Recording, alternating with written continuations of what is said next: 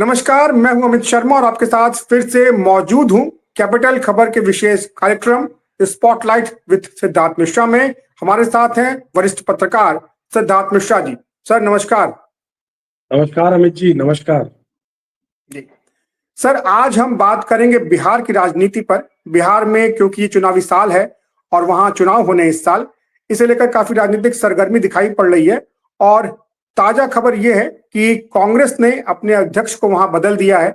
इसके पहले कांग्रेस ने अपने प्रभारी को भी बदला था और जो वर्तमान अध्यक्ष थे अखिलेश प्रताप सिंह, उनको कांग्रेस ने हटा दिया है, जो लालू यादव के काफी करीबी माने जाते थे। और अगर देखें तो राहुल गांधी ने एक तरह से अपनी टीम बिहार में दे दी है।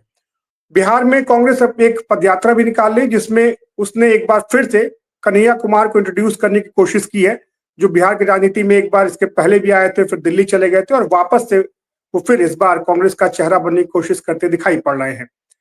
सर, इस तरह के घटनाक्रम के बीच आप किस तरह देखते हैं बिहार में कांग्रेस की भूमिका को?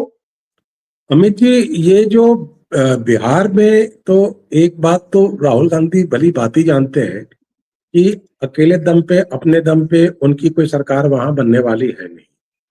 But at the same time Rahul Gandhi इस बात को भी इंडिकेट करना चाहते हैं कि भाई मुझे हमारे अलायंस पार्टनर लाइटली ना ले।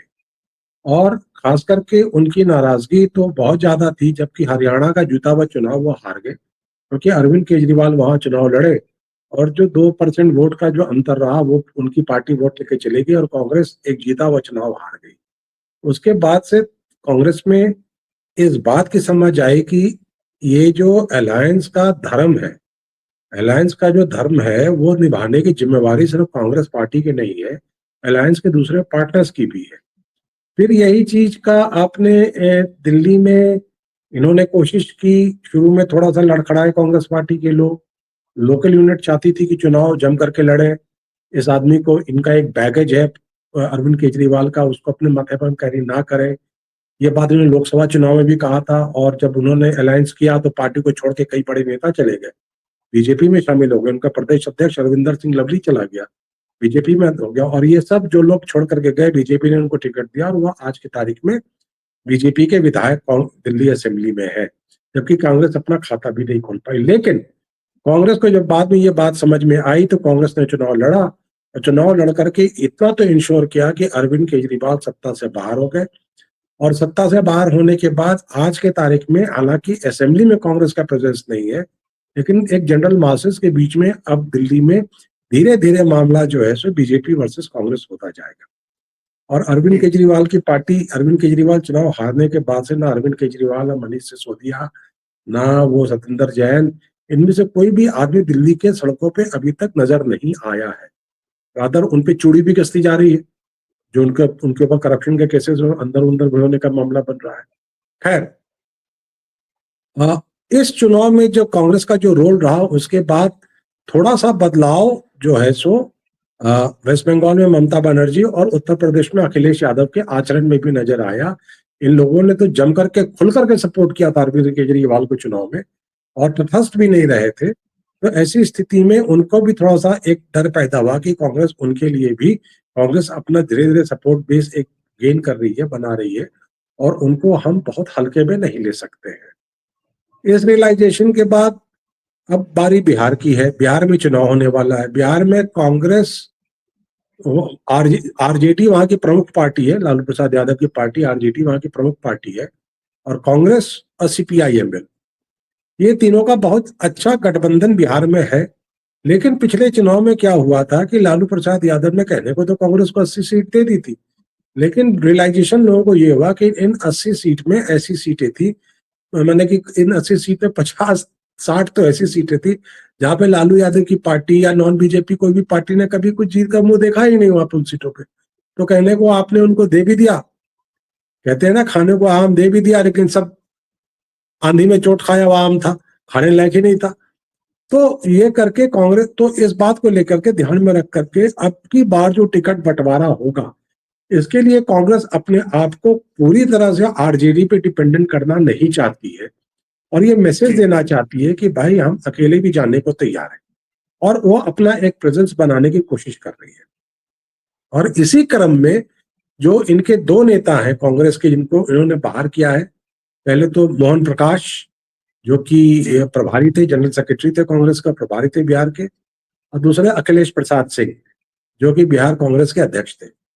इंसिडेंटली ये दोनों नेता आरजेडी से चल करके कांग्रेस में आए थे, और ये दोनों नेता रंजन यादव और उनके जो एक साले साहब थे साधु यादव, रंजन यादव जो उनके सलाहकार थे लालू यादव के, और मेंटोर कहा जाता था उनको, और साधु यादव उनके साले थे।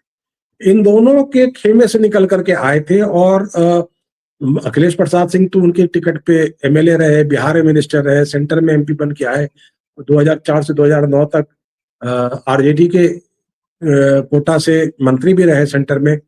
ये लोग जब चल करके कांग्रेस में आए हैं तो नेचुरली इनकी सिंपैथी कहीं ना कहीं लालू यादव के साथ थी। लालू यादव और वो विजा वी आरजेडी एक पार्टी के हित में निर्णय नहीं ले पाते थे। अखिलेश प्रसाद सिंह के मामले में ये भी देखा गया, कई बार इन्होंने अपने परिवार के हितों को पार्टी के हितों से ऊपर रख करके निर्णय लिए, और एक बार तो अपनी मोतिहारी की जिनकी सीट थी वहां से अपने बेटे को लड़वा दिया, जबकि वहां से कांग्रेस को नहीं लड़ना था या टिकट नहीं देना था, तो उन्होंने वो उपेंद्र कुशवाहा की पार्टी से वहां टिकट दिलवा के लड़वा दिया।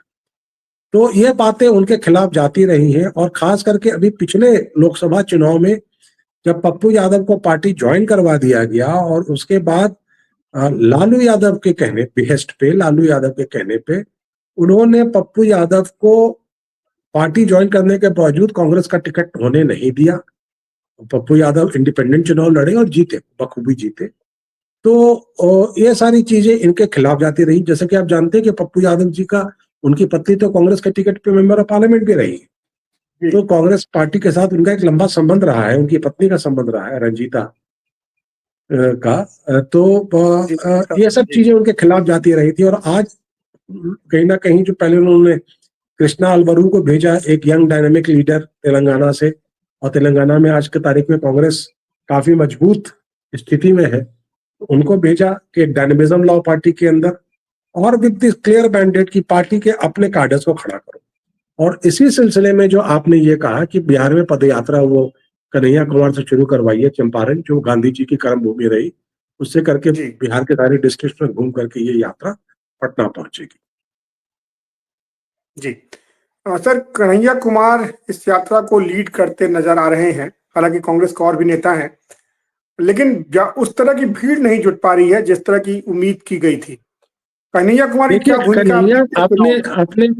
आपने वो महाराष्ट्र चुनाव के टाइम में खबर पड़ी होगी कि एक सोशल मीडिया फॉलोअर था जिसके कई लाखों में फॉलोइंग थी, मिलियंस, 10 लाख मिलियन, 10 लाख का एक मिलियन होता है, मिलियंस में उसके फॉलोइंग थी, और उसको कोई 105 या 107 वोट आए थे चुनाव। तो कन्हैया कुमार को देखिए, मुझे माफ कीजिएगा इस बात कहने के लिए, लेकिन मैं कन्हैया कुमार को सोशल मीडिया स्टार से ज्यादा कुछ नहीं मानता। कन्हैया कुमार एक राजनीतिक नहीं है, एक राजनीतिक मतलब ना उनकी कोई राजनीति की ट्रेनिंग है। अरे जवाहरलाल नेहरू यूनिवर्सिटी में 3,500 वोट ही होते हैं, 4,000 वोट होते हैं कुल, उस पर चुनाव होता है। जवाहरलाल नेहरू यूनिवर्सिटी का चुनाव जीता हुआ आदमी कहीं कोई वो नेता हो जाएगा क्या बिहार के राजनीति में, या फॉर दैट मैटर दिल्ली में? इतनी बैकिंग करी है पार्टी ने उसकी, इतनी बैकिंग करी। दिल्ली में संदीप दीक्षित जैसे कद्दावर नेता का टिकट काट के इनको टिकट दिया गया, लेकिन जोड़ नहीं पाए कार्डर्स को, बिहार के वोटर्स को जोड़ नहीं पाए, जो उनके जाति के वोटर्स थे, जो कि उस कंस्टिट्यूंसी में बहुत बड़े तादाद में परमर्शी वोटर्स, उनको जोड़ नहीं पाए मनोज तिवारी के खिलाफ।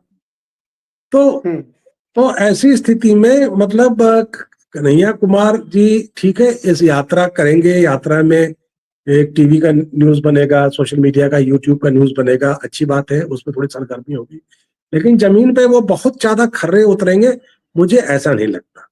लेकिन एट द सेम टाइम मुझे बहुत उम्मीद है बिहार के नए अध्यक्ष राजेश कुमार से, जो कि एक पॉलिटिकल परिवार से आते हैं।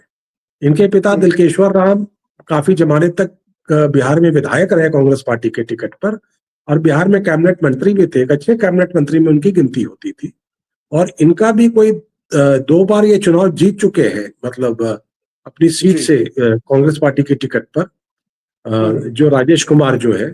तो चूंकि वो एक पॉलिटिकल फैमिली को बिलोंग करते हैं, उनकी एक पॉलिटिकल ट्रेनिंग है, पॉलिटिकल ग्राउंडिंग है और एक पॉलिटिकल एक्सपीरियंस है, तो मुझे लगता है कि ये व्यक्ति आने वाले समय में और कुछ नहीं तो दलित समाज के लोगों को एक अच्छे नंबर में बिहार में जोड़ेगा कांग्रेस पार्टी के साथ। उसके पीछे मेरा तर्क भी ये है कि जैसे कि जो उनके नेबरिंग स्टेट उत्तर प्रदेश है, वहां पे बीएसपी का एक रसूख है दलित वोट्स के ऊपर। बिहार में ऐसी कोई पार्टी नहीं है जो कि ये कह के चले कि दलित मेरा वोट बैंक। वहां पर एक परस्पर स्पर्धा है दलित वोटों के लिए, और अगर कांग्रेस के पार्टी के पास, और चूंकि दलित इश्यूज को और अम्बेडकराइट इश्यूज को, दलित इश्यूज को, कॉन्स्टिट्यूशन को राहुल गांधी उठाते रहे हैं, और राजेश कुमार के रूप में उन्होंने अब एक नेता भी दे दिया है दलित समाज से, तो हो सकता है कि दलित वोट का एक अच्छा समुदाय इनके साथ आए, ऐसी परसेप्शन बनेगी जो इनको टिकट के बंटवारे में भी बहुत काम आएगा। जी जी। तो इस चुनावी साल में कांग्रेस ने दलित समाज को फिर से जोड़ने की कोशिश की है बिहार में, और साथ ही ये मैसेज भी देने की कोशिश की है आरजेडी को कि वो बी पार्टी के तौर पर इस बार कांग्रेस को ना डील करे, ना समझे, और जब गठबंधन की बात हो तो जो तालमेल बने वो बराबरी के तालमेल पर बात हो कांग्रेस के साथ। ये मैसेज तो कांग्रेस ने क्लियर कट दे दिया है। अब ये देखने वाली बात होगी कि बिहार में आगे किस तरह की राजनीति होती है और किस तरह की सरगर्मियां रहती हैं। सर बहुत बहुत धन्यवाद, आज आप जुड़े हमसे और बिहार की राजनीति में कांग्रेस की भूमिका पर एक विस्तृत चर्चा आपसे हुई आज। आगे भी हम बातचीत करते रहेंगे बिहार की राजनीति पर। आज इतना ही सर, बहुत बहुत धन्यवाद, नमस्कार। अमित जी, आपने बिहार चुनाव की शुरुआत करा दी हमारे स्पॉटलाइट प्रोग्राम में। जी बिल्कुल बिल्कुल। अगली सबसे बड़ी सरगर्मी जो है वो बिहार में ही है। जाहिर सी बात है कि बिहार की राजनीति पे तो बात होनी है हमारी। जी ठीक है सर, नमस्कार। Thank you.